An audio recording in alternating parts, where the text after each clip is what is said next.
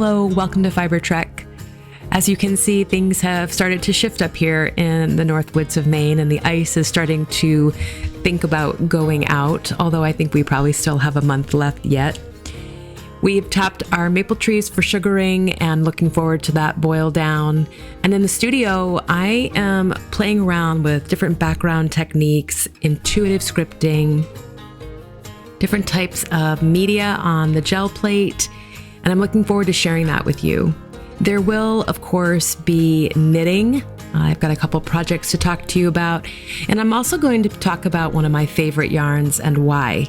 And I look forward to sharing all of that with you on the upcoming episode. I'm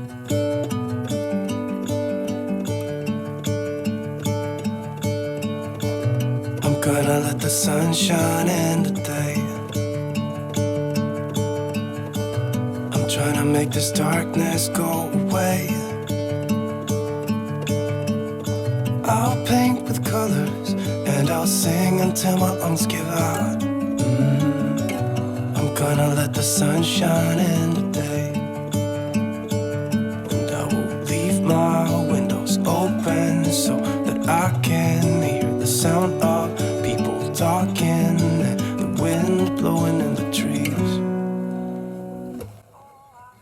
I've been following along on Robin McClendon's YouTube channel. She does a lot of different type of mark making and journaling and collaging, and she highlighted this technique, which is using a matte acrylic and alcohol mixed together and painted on the jelly plate, and then you include dye stain inks. I'm using Tim Holtz.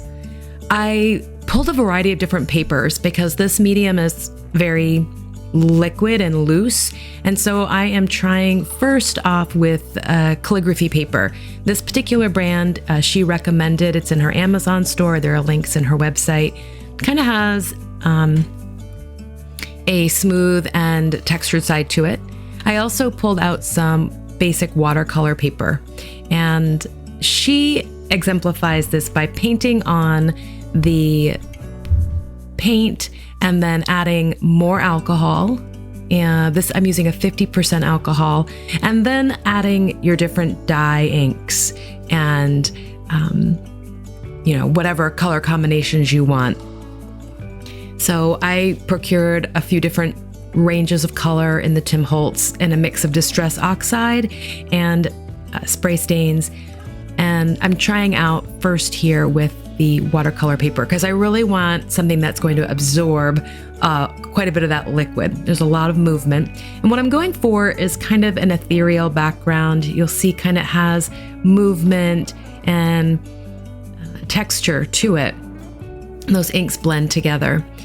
I have some tissue paper I'm using just to clean my gel plate with, just to kind of, clean up whatever leftover ink might be on it, and then continue to do it. I know I've talked in the past about the jelly plate, and printing and pulling prints is very meditative for me. I don't think about anything else. Like I said, sometimes the fire goes out or my phone is, and it just gets really into a flow-like state where you're thinking about different color combinations and how do I want to achieve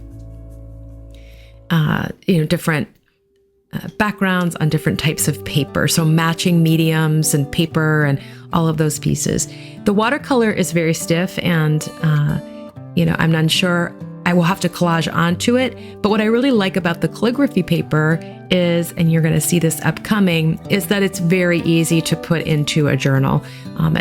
With a little bit of Mod Podge underneath, it almost disappears onto the plate. And here is an example of that calligraphy paper. You do have to work kind of fast because it will rip and tear with that amount of liquid on the plate. So you can get lots of different effects utilizing these mediums. Doesn't take long to accumulate quite a few. I'm uncertain what I'm going to do with all of them, but the joy was in the making, and I'm sure I will find something, some application for them in the future.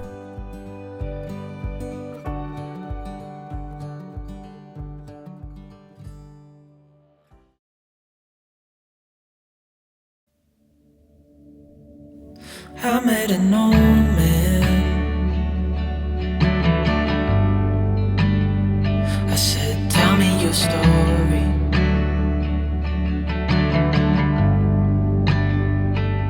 He took out a notepad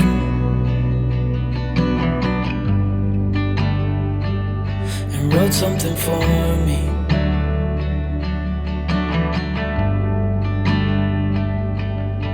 Then he kept walking on down the road, and I watched him disappear like smoke. And I thought I'd just seen a ghost. Then I looked down at what he wrote. It said, son, when you grow up you'll be fine. I know you've got questions on your mind. One of the other pieces that Robin McClendon highlights is something called intuitive scripting. And mostly I just see her do it, and so I am imitating. I have no technical concepts around it. I just grabbed a watercolor brush and some of these fun inks, and I am just scripting. I think this is a great application for a lot of these backgrounds, and I really love playing with the metallics and then using these in collage pieces in my journal. And I have the Oracle journal still going, which I've talked about in the past, but I have started a new journal, which is simply just for images and potentially quotes or inspiring thoughts I might have, so I can just reference it very quickly. So I'm putting together a page here and using, again, that intuitive scripting as well as a calligraphy papered background. Here's an example of one I worked on last week. And as you can see, obviously the hawk imagery, which was a pull from a jelly plate, played very much into the theme. I am again playing around with birds and images. I picked up some interference paint, which is made by Golden, which creates that kind of holographic image on top of the prints. And yeah, so here's just an opportunity to play around again with color. I'm pulling in some of that napkin work that I highlighted last time. And yeah, I really like collaging. I always have, as I've mentioned, and I find the process to be quick on these pages with these bigger pieces. So I finally ended up, as you can see, deciding on using the Raven, which again was a jelly plate print. Those were stencils I was able to find from mystencilgirl.com. And I finished it off with just aging it with some distress ink and a wax seal.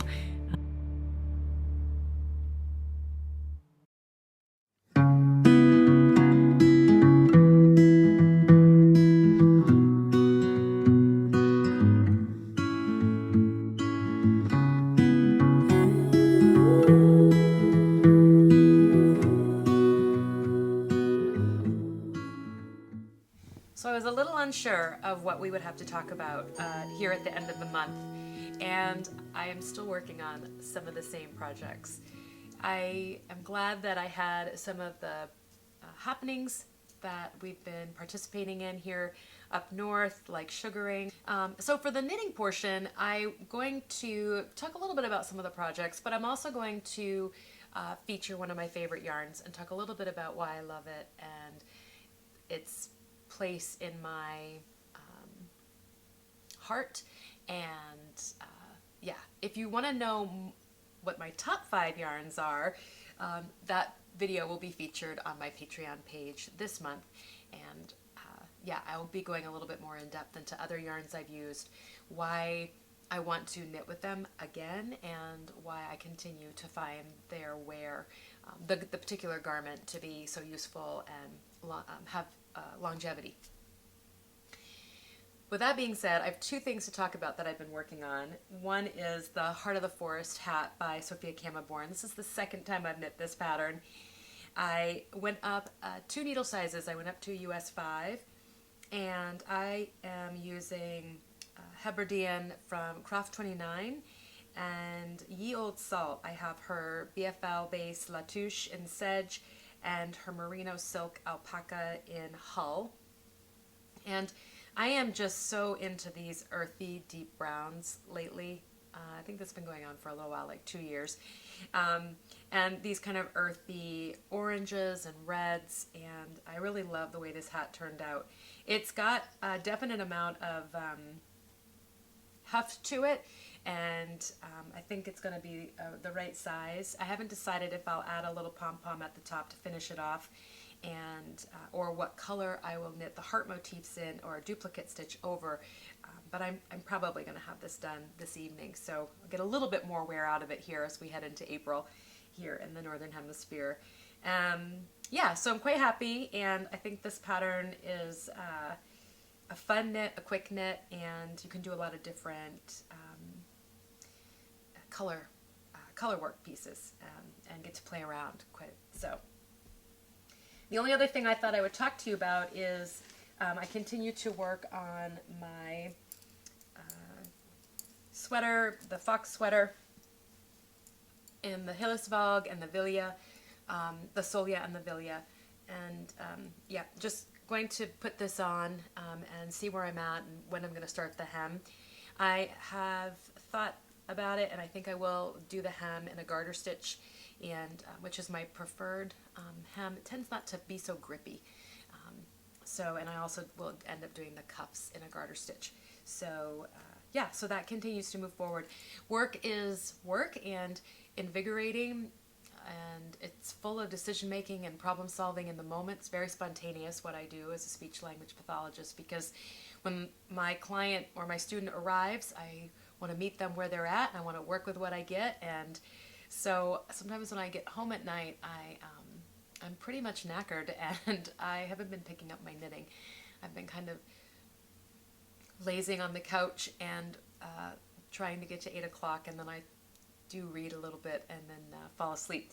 So yeah, so I like that this particular piece just requires that I don't have to look at a chart, and I'm just going around and around. I have picked up Anya Seton's book Avalon, which I am rereading, thoroughly enjoying being transported back to about 1000 CE and all the wardrobe and fiber discussion, and so that's set in Britain. I'm really enjoying kind of that. I'm completely swept away, which I haven't had the opportunity to do that. So I finished Catherine, where I was completely swept away, and now I'm just completely immersed in this kind of world. So anyway, yeah, so that's kind of the knitting. I have worked on the cowl and my other sweater, the Carden by Jennifer Wood, but these are kind of the two main things that I focused on in the past 2 weeks. Now, for one of my all-time favorite yarns, and I'm wearing it now. This is Baby Cables and Big Ones too, and the designer's name eludes me, but it will be referenced in the blog post. But the yarn is Foula, and this comes from the island of Foula, which is a part of the Shetland archipelago. I first learned about this yarn from Kate Davies, who has been a huge influence on my knitting journey, and I continue to follow her blog and all the publications that she puts out. I am right now a member of the Argyle, the trip around Argyle, and the pattern releases of that, and the essays associated with that place. And I just think she has a lot of depth and moves me in the right direction where I want to go, and challenges me. Anyway, when I first encountered Kate's blog, she had featured this particular yarn, and so I ordered it. And I ordered their DK. They have lace and jumper and DK weight in all of the natural colors. Foula has, they describe their sheep as Shetland, but it's almost as if they were a subspecies of the original because they have been isolated genetically, and so they have a lot of pride in their amass of colorways and natural colors. So they only sell the yarn in the natural color. Their full description of this is on their website, and I am not a genetic sheep expert, and I referenced their website, and then I took a look at the Fleece and Fiber Source book by Deb Robeson and Carol Acarius.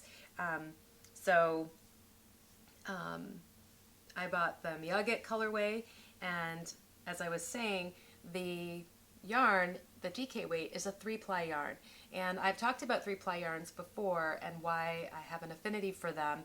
They just wear really well. So you continue to add plies in your yarn, and you continue to decrease the amount of surface area for friction and fibers popping out and pilling.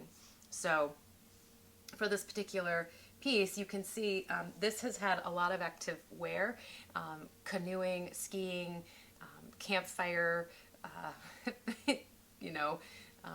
daily use in the house. So it's not a precious item, and it is worn heavily, and I couldn't be happier with how it's withstood the test of time. So this sweater is probably 6 years old, and I've never had to trim the pills, or use a gleaner or a pumice stone on it. There's a lot of structure to a 3-ply. You can see that it really highlights the cables because it's a very round yarn. And I would describe this, the feeling of this, as I said, structured. I would also describe it as smooth. When you have plies, again, you decrease the surface area, so you have less opportunity for little fibers to stick out and become picks or become prickly. So the overall feel of the sweater is smooth, wouldn't say silky. And I would say maybe it has a bit of sponginess, and it really maintains its structure. It is one of my absolute favorite yarns. I have aspirations to buy another sweater's worth of it. I knit the Crofter's cap, which was the Shetland Wool Week pattern. They had a kit in all the natural colors. I bought that kit and knit the hat. It's my go-to hat. I absolutely love it. And I just think it resonates so much with everything that knitting means to me. So there's the deep earthy colors, natural color ways of the grays and the browns and the deep charcoal and peat, and it has that feeling of place, and it's transportive. It's got ruggedness, which I admire in a yarn, and longevity. And not only can you get the 3-ply, you can get a 2-ply jumper and the lace. So you can really be creative with the pieces that you bring in, and whether it's a lace shawl that you want, or a lightweight jumper, or a rugged outerwear piece. So I found that their array and offering is attractive to me as a knitter. There's just a lot to do there, and it is probably one of my most favorite pieces I've ever done, of matching wool to pattern, color, and I love the shape of it. I did do the shaped version. She has a square version, and she has a shaped version, which kind of creates some shaping at the waist. Everything about it is just, it speaks to my heart. And so if you have the chance to invest in some Foula wool, you can find them on the internet, and they do ship internationally. I would encourage you, if you're looking for a splurge or exploration of something new, to take a look at what they have to offer. So so this is the 3-ply Foula. This is their DK, and I'm so happy to share it again with you. I think I was podcasting when I knit this before.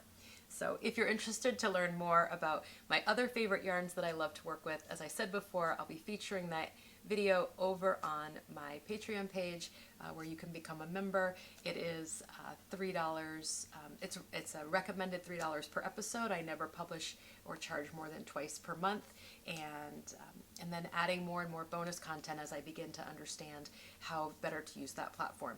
I am committed to offering a free version of what I'm doing here and contribute to the community. But if you are interested and have the means to invest financially, it's much appreciated. So on that note, I think I'm going to leave you, and I look forward to seeing you next time. Many blessings and fond wishes, and as always, I appreciate the feedback and insight you bring to this project, and I'll see you on the flip side. Take care. Bye. As always, a deep, heartfelt thank you for coming along on this episode. It's been a wonderful opportunity to share with you what's been happening in our neck of the woods. And as always, thank you for your insight and continued support of this project.